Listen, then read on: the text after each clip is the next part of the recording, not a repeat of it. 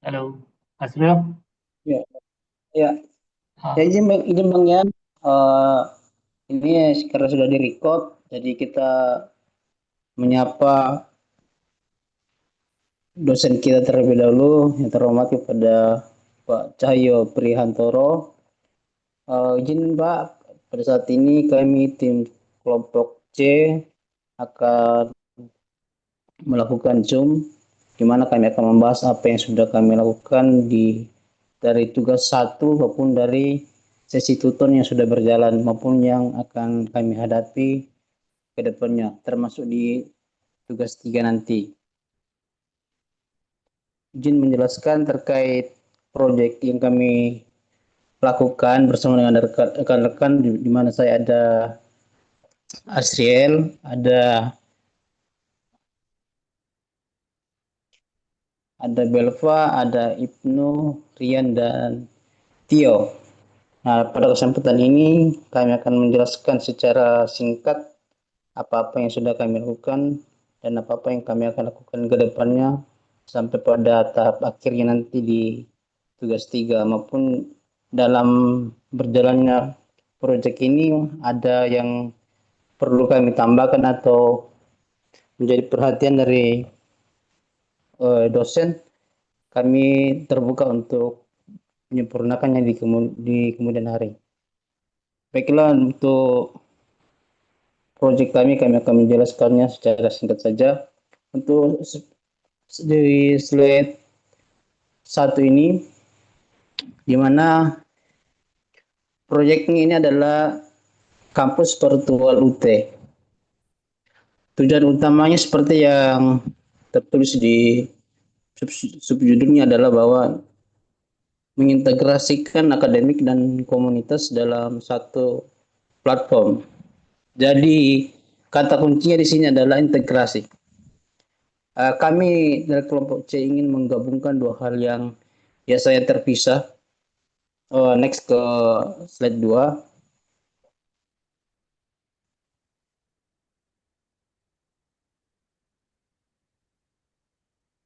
Ya, di slide ini kami akan memaparkan kenapa proyek ini ada.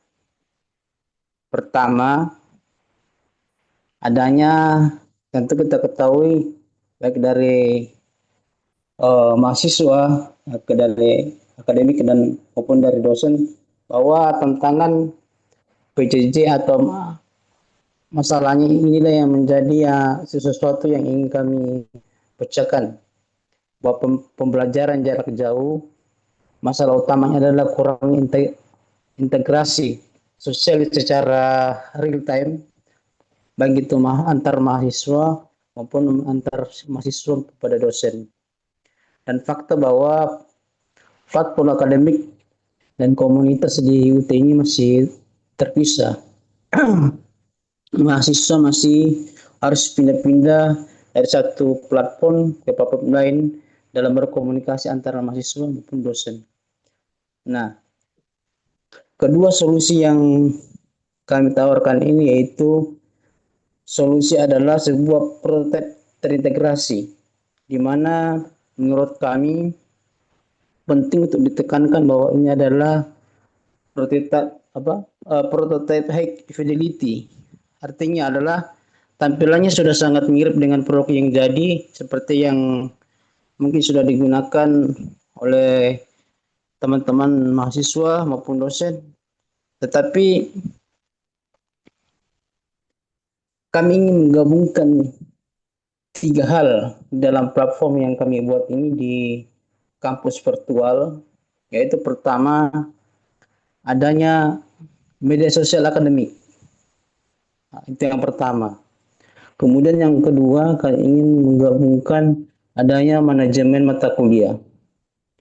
Dan yang ketiga tentunya adalah adanya kolaborasi untuk meningkatkan sinergi maupun kedekatan di antara mahasiswa, baik itu mahasiswa sesama mahasiswa maupun mahasiswa kepada dosen.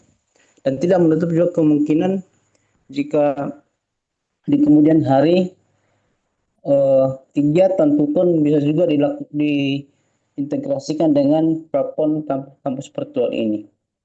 Baik, di slide 3 ini kami akan menjelaskan teknologi di balik proyek yang kami bangun ini.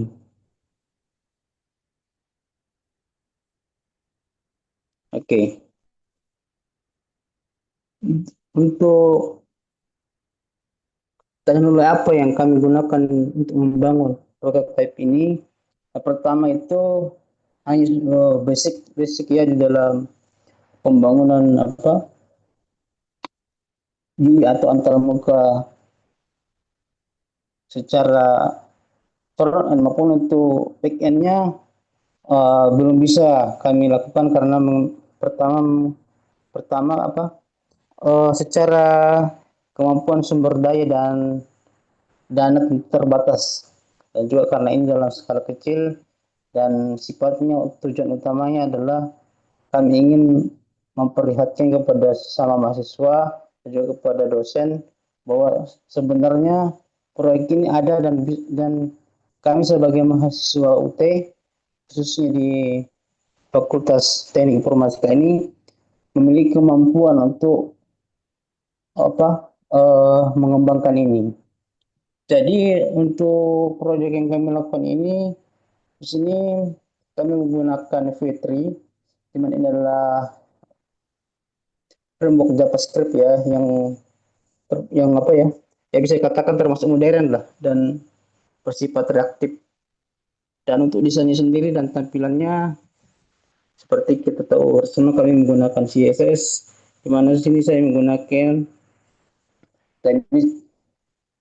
dan ini adalah utility seperti yang sudah saya jelaskan tadi, bahwa ini desainnya sudah ada dan sudah bisa dilihat di sosial media yang sudah ada saat ini lah. Nah, tetapi yang tadi seperti saya jelaskan bahwa kami ingin mengintegrasikan ada 3 hal tadi itu seperti sudah saya jelaskan sebelumnya.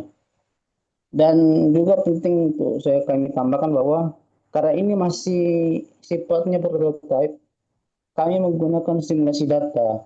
Jadi di dalam platform ini kami menciptakan data dummy dan membuat simulasi interaksi seperti postingan dan komentar uh, antar platform terlihat hidup atau seolah-olah ada pengguna aktifnya. Nah, tetapi seperti yang sudah saya sempat kutip sedikit tadi bahwa ini masih sifatnya backend, front end, maaf.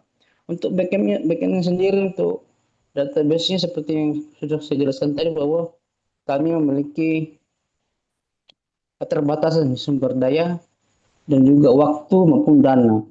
Jadi kedepannya jika ini ingin diintegrasikan dalam skala besar atau khususnya untuk mahasiswa UT, tentu ini menjadi semacam perhatian dari dosen maupun dari sisi akademik. Bagaimana selanjutnya? Oke, kita pindah ke slide keempat. Ya, ini adalah tampilan utama setelah pengguna login. Nanti untuk simulasinya nanti juga kami akan mengirimkan kepada uh,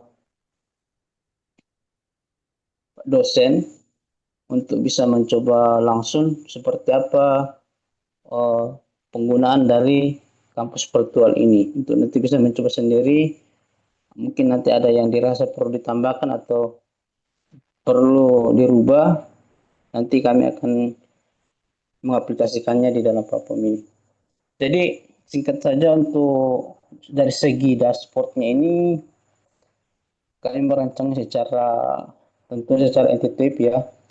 Khusus untuk tampilan desktop ini saya menggunakan data letak 3 kolom yang tentu kita sudah familiar di sosial media lainnya seperti di Facebook dan lainnya. Nah, untuk di kolom kiri itu adalah navigasi utama dan profil. Dan juga di profil ini setiap akun itu sudah terlihat sudah terlihat dia dari fakultas mana, terus jurusan apa. Jadi nanti di situ ini memudahkan antara mahasiswa maupun dosen untuk mengenali satu sama lain. Terus juga di kolom tengah yang paling besar, di situ kami menyematkan feed sosial utama. Jadi ada misalnya seperti ada tugas-tugas dari tuton yang mungkin bisa diinformasikan waktu waktu mulainya dan waktu berakhirnya, atau mungkin ada semacam web yang ingin jadwal web yang ingin ditampilkan bisa juga ditampilkan di feed sosial ini. Nah, terus yang terakhir itu ada, kalau di sebelah kanan itu ada semacam widget ya, tampilan kalender maupun daftar rekan-rekan mahasiswa yang sedang online. Kemudian di slide kelima ini, ya ini bisa dikatakan fitur ini dari yang platform kampus virtual ini bisa kami katakan sebagai jantungnya. Kenapa? Karena disinilah interaksi dan social learning terjadi. Pengguna, dalam hal ini mahasiswa maupun dosen, bisa melakukan hal standar seperti membuat postingan, diantaranya teks atau gambar, dan juga bisa memberikan like atau bersedih komentar. Bahkan jika mungkin ke depannya, jika dari pihak akademik atau kampus memberikan kami kesempatan untuk mengintegrasikan dengan backend database, kita bisa menggunakan apa nih? Ibarat kata itu semacam ada fitur dari Amazon itu bernama, kalau bahasa Indonesia itu basket ya, basket ring. Kita bisa menggunakan itu, jadi nanti di sana kita bisa, mahasiswa juga bisa memposting semacam video, atau bahkan juga bisa juga diintegrasikan untuk bisa melakukan panggilan video antar sesama mahasiswa maupun dosen. Nah, tapi tujuannya dari dari slide 5 ini, bahwa kami dari kelompok C dalam menciptakan platform ini, tujuannya tentu tidak lain adalah kami ingin mendorong social learning dan konektivitas antara mahasiswa. Walaupun sudah ada tuton virtual, ada tuton dan lain-lainnya yang disiapkan oleh kampus dari universitas terbuka, tetapi kami seperti yang kami jelaskan tadi, bahwa di dalam platform kampus virtual ini kami ingin mengintegrasikan semua itu menjadi satu. Jadi mahasiswa maupun dosen dalam satu platform ini bisa melakukan semua itu. Baik, kami pindah ke slide 6.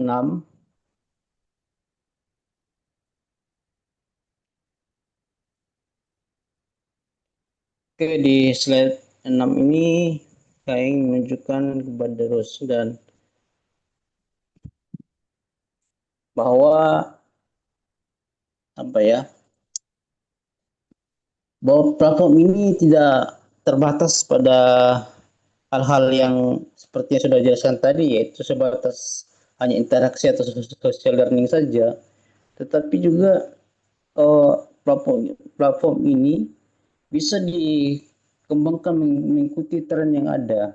Dalam hal ini penggunaan tentu yang kita tahu bersama saat ini yaitu AI generatif lah.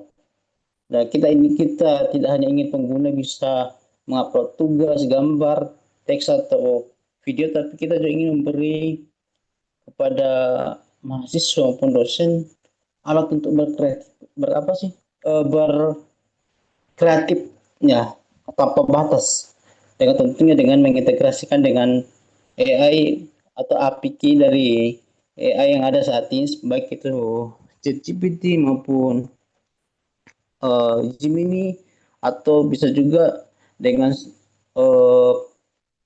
AI untuk coding seperti Claude.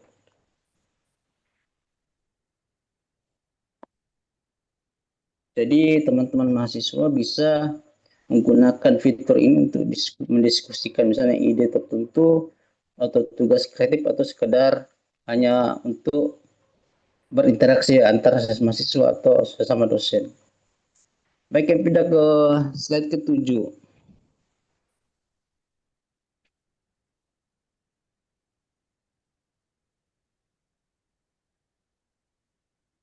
Oke, di slide ke-7 ini menjelaskan lebih detail bagaimana kami menjembatani dua hal ini. Pertama itu yang seperti saya sudah singgung tadi, bahwa dari sisi manajemen akademik bisa mengintegrasikan fitur penting seperti pada halaman mata kuliah di seperti di Fapom ini ada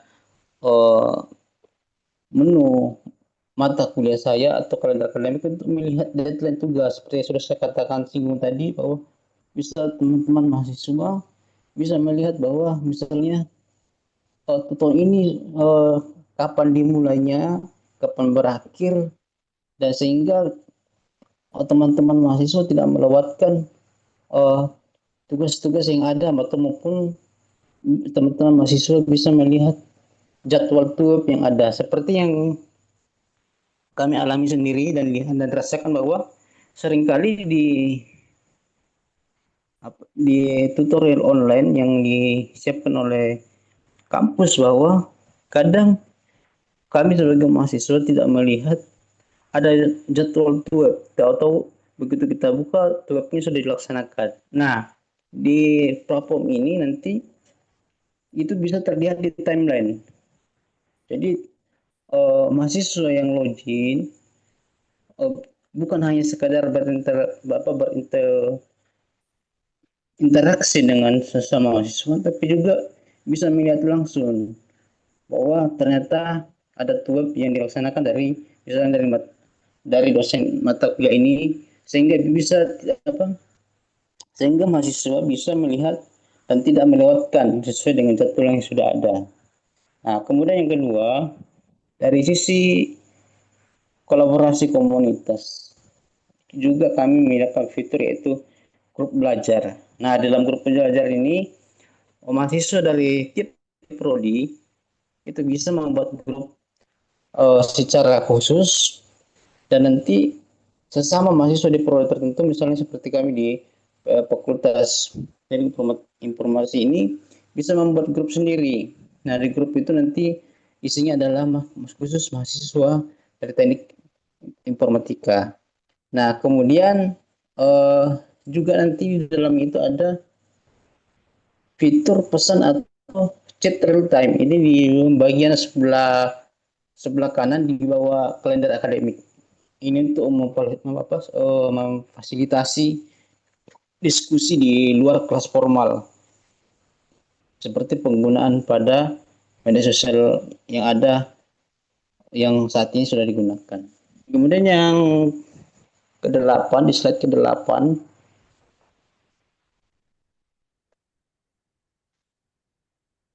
ya di slide ke-8 ini penting juga kami untuk menekankan siapa target pengguna kita atau pengguna kami yang kami ingin gapai. Sistem ini sebenarnya seperti sudah saya singgung tadi, bahwa sistem ini dirancang spesifik untuk dua peran pengguna utama, yaitu tidak lain yaitu mahasiswa dan dosen.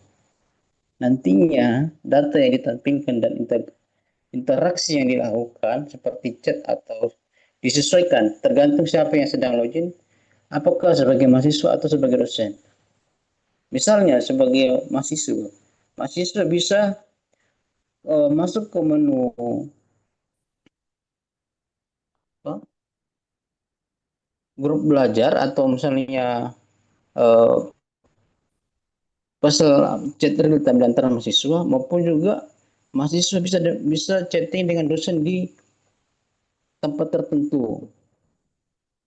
Jadi ini untuk fitur ini tidak kami gabungkan untuk dosen dan mahasiswa. Jadi untuk dosen ada sepenuhnya sendiri. Jadi di situ sifatnya privasi antara mahasiswa dan dosen mengenai misalnya tugas-tugas atau ada hal-hal yang ingin ditanyakan.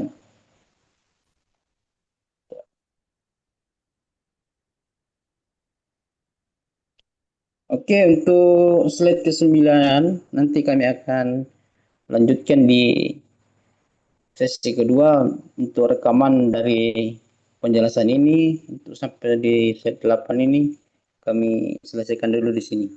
Sebentar kami akan di sesi 9 di slide 9.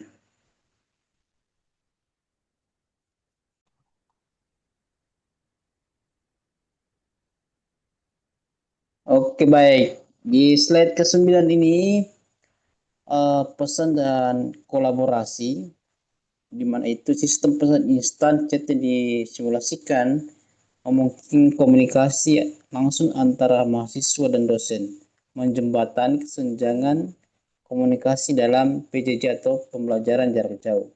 Di sini maksudnya adalah bahwa eh, ini adalah pendalaman dari fitur kolaborasi tadi yang sudah saya jelaskan, yaitu pesan. Jadi untuk PJJ pembelajaran jarak jauh komunikasi langsung ini sangat krusial menurut kami. Jadi disinilah kami membuatkan sistem pesan instan atau chat yang disimulasikan untuk saat ini, di mana ini adalah fitur kunci untuk menjembatani kesenjangan komunikasi antara mahasiswa dengan mahasiswa atau mahasiswa dengan dosen. Seperti contoh kasus saat ini yang kami hadapi sebagai mahasiswa teknik informatika bahwa hanya untuk saat ini hanya menggunakan forum dari Telegram. Nah, jadi yang kami tahu bahwa pihak kampus hanya menyediakan uh, komunikasi lewat pihak ketiga itu menggunakan Telegram. Nah, menurut kami ini perlu ditingkatkan di mana kita sebagai mahasiswa UT mempunyai dalam arti kata mempunyai identitas di mana dengan adanya platform ini memungkinkan untuk mahasiswa maupun baik itu antara mahasiswa dengan mahasiswa atau mahasiswa dengan dosen dapat berinteraksi dengan menggunakan platform sendiri. Nah, dalam hal ini dengan adanya kampus virtual UT ini. Baik, kemudian di slide ke-10.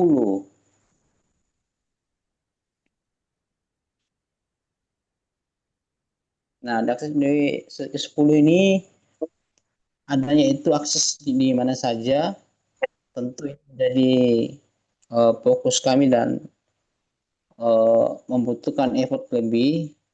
Yaitu makanya kenapa dipilih menggunakan program Tailwind CSS antar muka sepenuhnya supaya apa?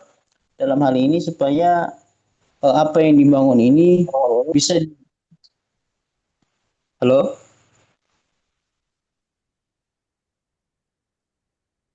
gimana bang?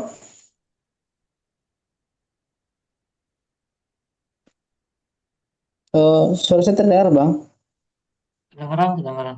Bisa disambung, Bang. Oke, sip. Jadi di slide ke-10 ini akses di mana saja maksudnya itu kenapa program ini dibangun menggunakan program dari Tailwind CSS, artinya adalah kita ingin membuat ini terlihat sepenuhnya responsif. Maksudnya bagaimana? Maksudnya bahwa ini bisa diakses dan dibuka di menggunakan device mana saja, baik itu di eh, menggunakan PC atau menggunakan tab atau menggunakan handphone atau mobile. Jadi sepenuhnya responsif. Jadi ada pengalaman dari mahasiswa maupun dosen bisa tetap konsisten dan baik itu bisa dibuka di mana saja dan juga tentu navigasinya akan otomatis berubah. Jadi misalnya untuk saat ini dibuka menggunakan handphone, tentu teman-teman tidak atau dosen tidak akan melihat fitur tiga apa, eh, fitur kalender akademik itu tidak akan terlihat. Nah, tetapi kalau dibuka menggunakan versi desktop di handphone atau menggunakan PC, itu akan terlihat.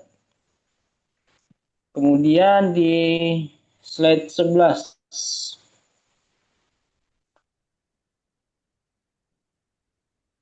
Nah, di slide 11 ini ada status dari proyek yang kami bangun ini dalam hal ini yaitu kampus virtual UT.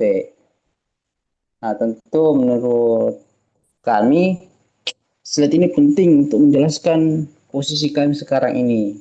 Jadi ini kepada dosen bahwa kami ingin menjelaskan bahwa status proyek kami ini adalah bentuknya hanya semata dalam saat ini itu prototipe fungsional. Maksudnya bagaimana bahwa seperti yang sudah saya singgung tadi di awal Zoom ini bahwa ini hanya bentuknya front end atau tampilannya sudah selesai tak bisa diklik, bisa dicoba dan bisa disimulasikan. Namun dari langkah selanjutnya yang paling logis tentunya yaitu mengkoneksikan atau menghubungkan prototipe ini ke backend atau database yang nyata. Nah, seperti yang sudah saya singgung tadi bahwa disinilah keterbatasan kami, baik untuk keterbatasan sumber daya maupun keterbatasan sumber dana. Jadi ke depannya jika ingin diintegrasikan dengan misalnya seperti Firebase atau Superbase, tentunya ini perlu dikomunikasikan lebih lanjut. Jadi nanti dari pihak kampus jika ingin menggunakan ini, tentu kami dari kelompok C selaku yang membuat program ini tentu siap bersinergi jika dibutuhkan. Atau misalnya pun jika nantinya ini tidak digunakan, uh, kami hanya ingin menunjukkan bahwa proyek ini bisa dan kami sebagai mahasiswa UT tentunya merasa bangga jika proyek ini terus berjalan bahwa UT memiliki kemampuan untuk berdiri sendiri. Mengingat kebutuhan ini menurut kami sangat apa ya? Uh, sangat dibutuhkan karena ini bukan berdasarkan sesuatu yang kami dengar dari mahasiswa, tapi ini adalah pengalaman kami pribadi bahwa seringkali ke mahasiswa bukan karena tidak ingin mengikuti itu web atau tuton, tapi karena keterbatasan informasi. Ya, sewaktu-waktu jika ingin login ke tutorial online, oh, ternyata webnya sudah selesai. Nah, bahkan juga kadang ada tugas-tugas yang sudah siap di upload ternyata tidak terkirim. Nah, hal-hal seperti inilah yang ingin kami ibaratnya itu ingin kami jembatkan atau ingin kami uh, pecahkan permasalahannya dengan membuat semacam kampus virtual ini mengingat bahwa mahasiswa UT ini terdiri dari berbagai daerah maupun dalam negeri maupun luar negeri dan sifatnya tentunya online. Jadi menurut kami ini adalah sinergi yang bagus. Ini adalah uh, hal yang perlu diperjuangkan. Tapi itu kembali lagi, langkah selanjutnya tentu kami kelompok C berpikir sangat logis bahwa untuk menghubungkan prototipe ini ke database yang nyata tentu membutuhkan sumber daya dan sumber dana yang tentunya tidak bisa kami pecahkan sendiri. Jadi demikianlah uh, sebelum kami terima kasih kepada dosen bahwa kami diberi kesempatan untuk menunjukkan bahwa kami juga memiliki kemampuan atau setidaknya memiliki ide yang bisa kami eh, selesaikan. Demikianlah untuk Jom kami kali ini. Kami ucapkan terima kasih dan selanjutnya saya membuka sesi tanya jawab. Mungkin ada dari teman-teman kelompok C yang ingin menanyakan dan mungkin juga ini menjadi pertanyaan dari dosen kita. Silakan.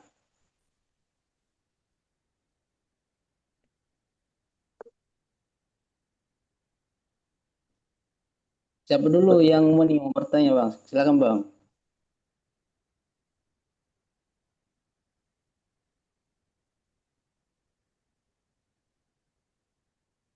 Ya, siapa dulu?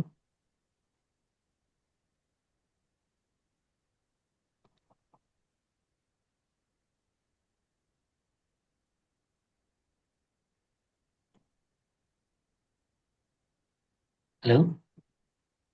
Ya Ya, bang, silakan. saya bang yang mau bertanya. Ini, Bang, nama Bang? Nama Rian Kurniawan bang. Siap, terang Bang Rian, siap. Tadi kan disebutkan ada dua masalah utama. Bisakah Anda jelaskan lagi mengapa keterpisahan antara platform akademik dan komunitas itu dianggap sebagai masalah besar dalam PJJ? Baik. Pertanyaan bagus, Bang. Jadi juga saya menjelaskan. Mungkin juga ini menjadi pertanyaan dari dosen kita.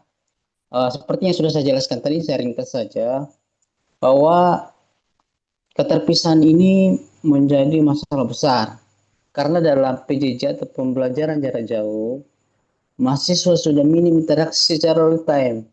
Ya, seperti halnya yang kita saat ini, kita sedang Zoom ini.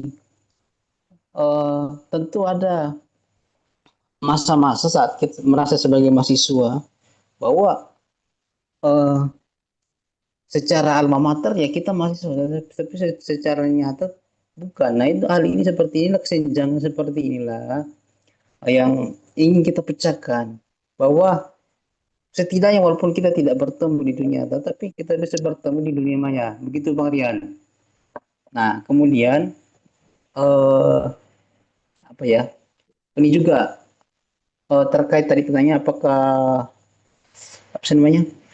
Eh, mengapa platform akademik ini dianggap sebagai masalah dalam pembelajaran jauh. Nah, ini juga ada kaitannya dengan ketika mahasiswa itu harus pindah-pindah antara satu platform ke platform lainnya. Misalnya mengerjakan tuton di PC, terus login lagi ke tutorial online. Terus saat ini harus login dulu ke MyUT, kemudian ke tutorial online. Nah, satu lagi, misalnya untuk berdiskusi santai atau membuat grup belajar.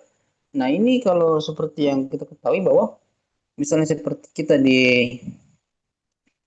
di Fakultas Teknik Informasi ini bahwa kita hanya menggunakan fasilitas dari Telegram.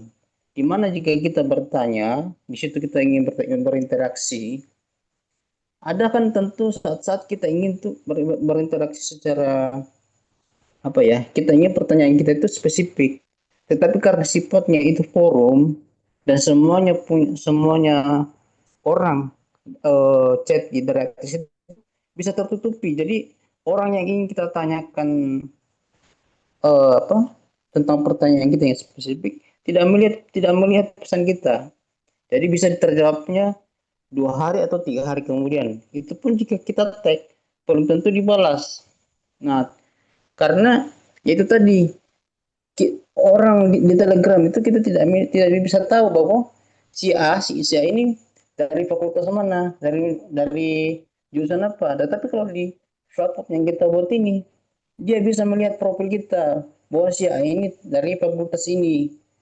Misalnya fakultas teknik informasi seperti kita, dia bisa mencari bahwa oh ini orang yang akan bisa saya hubungi untuk bertanya atau sekedar untuk bercerita atau istilahnya terus social learning atau untuk membangun koneksi spontan gitu ya seperti pada mahasiswa istilahnya di antar kampus gitu. Nah, seperti itu Bang Rian.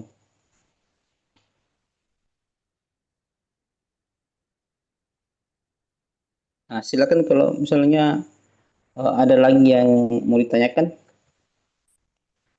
Em, Halo, Bang Asril.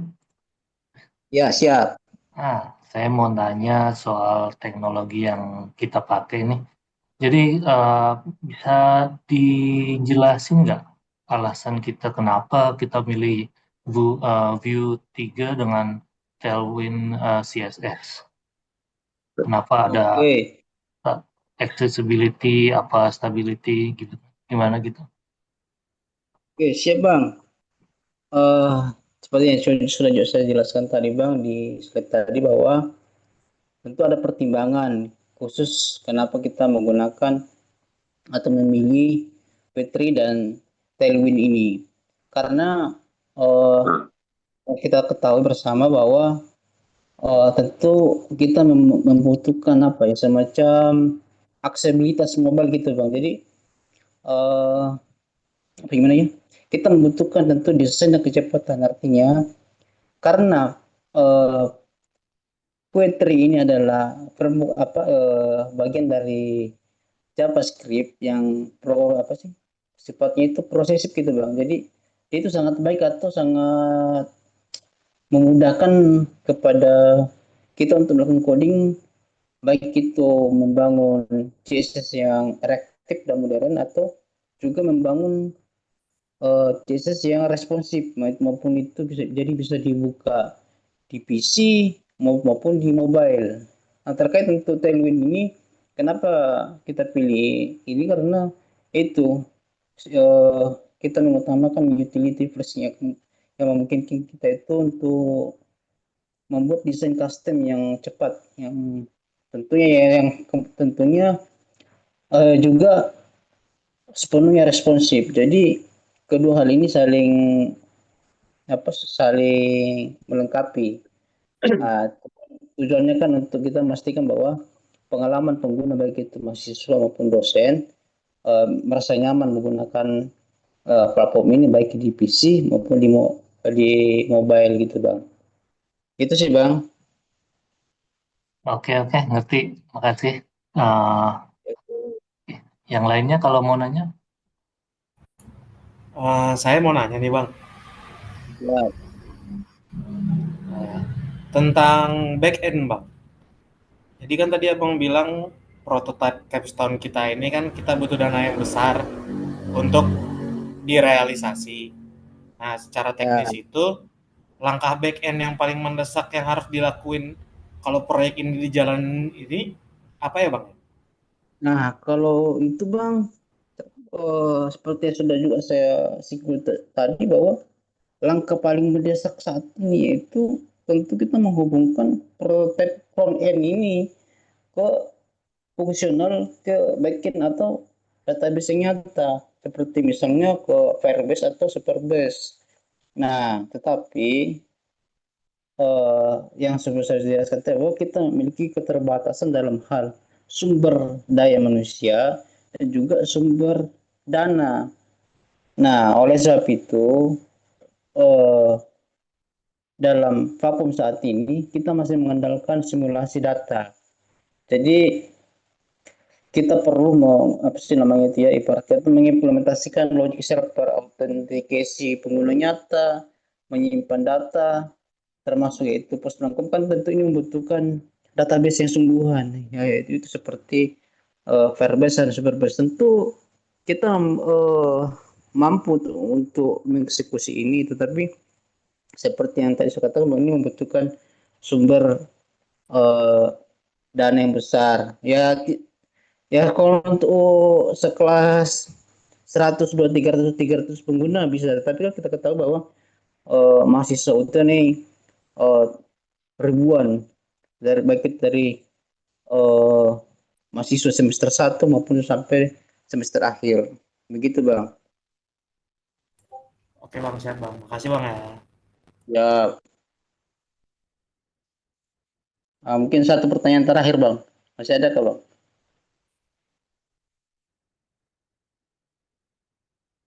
Ada. Saya mau bertanya.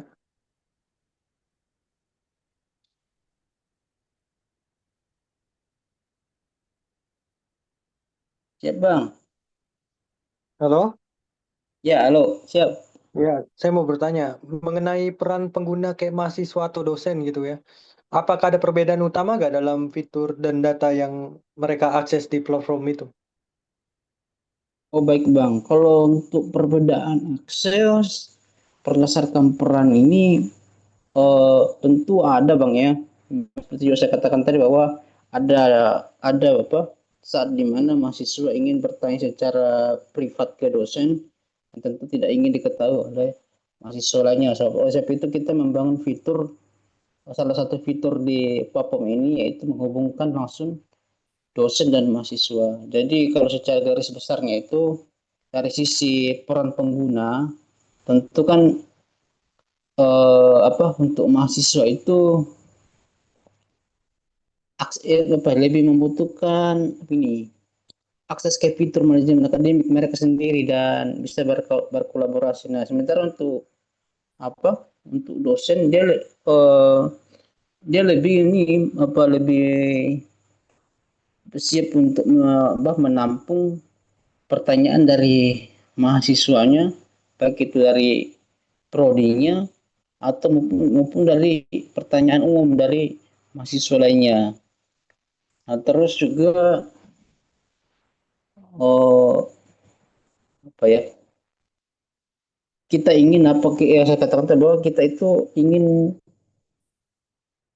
meskipun keduanya ini berbasis fit sosial, data dan interaksi seperti chat, tetapi mahasiswa ini bisa mengakses di mata kuliah saya. Nah, di situ mahasiswa bisa melihat tugas yang ada di kalender akademik yang nantinya jika diklik itu akan langsung terhubung ke submenu dosen. Jadi mahasiswa misalnya ada di tanggal tertentu pelaksanaan web, ketika dia mengklik tanggal tersebut, dia akan terhubung ke dosen. Jadi pertanyaannya dia itu tidak terhubung ke feed sosial dari platform ini.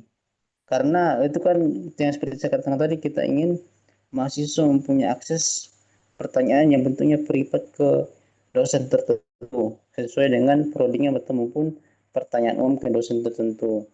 Gitu, Bang. Baik-baik. Mungkin untuk sesi Zoom kita kali ini mungkin sampai sini aja. Nah, demikian. Nah, jadi ini juga saya tambahkan sedikit pada dosen bahwa eh, ya ini kepada apa Cahyo bahwa eh, platform kami ini sudah hampir siap. Bisa dikatakan bahwa sudah mencapai 90%.